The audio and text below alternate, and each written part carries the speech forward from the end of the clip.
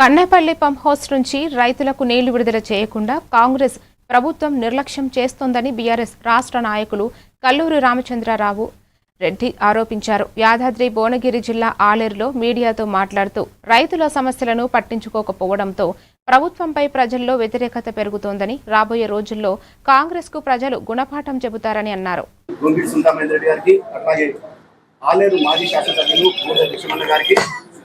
మా మండల అధ్యక్షులు శ్రీనివాస్ గారికి, పట్టణ అధ్యక్షులు మల్లేష్ గారికి, మా మాజీ చంద్రశేఖర్ గారికి, అట్లాగే బీఆర్ఎస్ పార్టీ కుటుంబ సభ్యులకు, మాజీ ప్రజాప్రతినిధులందరికీ కూడా నమస్కారం.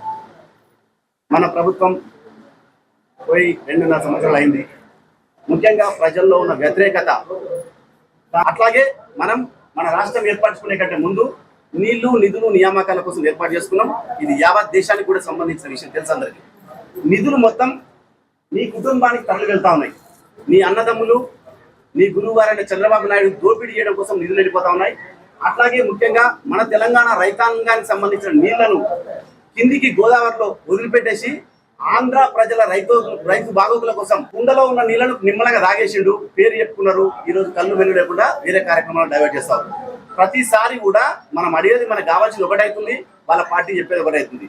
చెప్పేదానికి చేసేదానికి పొందలేని ప్రభుత్వమే ఈ రేవంత్ రెడ్డి సర్కార్, కాంగ్రెస్ ప్రభుత్వం. ముఖ్యంగా అనేక రకమైన హామీలు ఇచ్చారు, అమలు చేయకుండా వీటిని పక్కదారి పట్టించడం కోసం ఈరోజు నానా రకాల కథలు, రోజుకు ఒక కథ చెప్తున్నారు. కాబట్టి ఆ కథలని పక్క పెట్టి కనీసం ఈ 2 సంవత్సరాలైనా సరే ప్రజలను ఆదుకోవడం కోసం తెలంగాణలో మీరు పరిపాలించాలి తప్ప, లేకపోతే మా పార్టీ కూడా స్టార్ట్ తీసుకొని ఇక్కడ జరిగే కథలు, ఇక్కడ మాట్లాడే భాష మీ రాహుల్ గాంధీ గారికి, మీ కాంగ్రెస్ పార్టీ అధిష్టానికి తెలిసే విధంగా మా కార్యకర్తలందరూ కూడా చేస్తాం.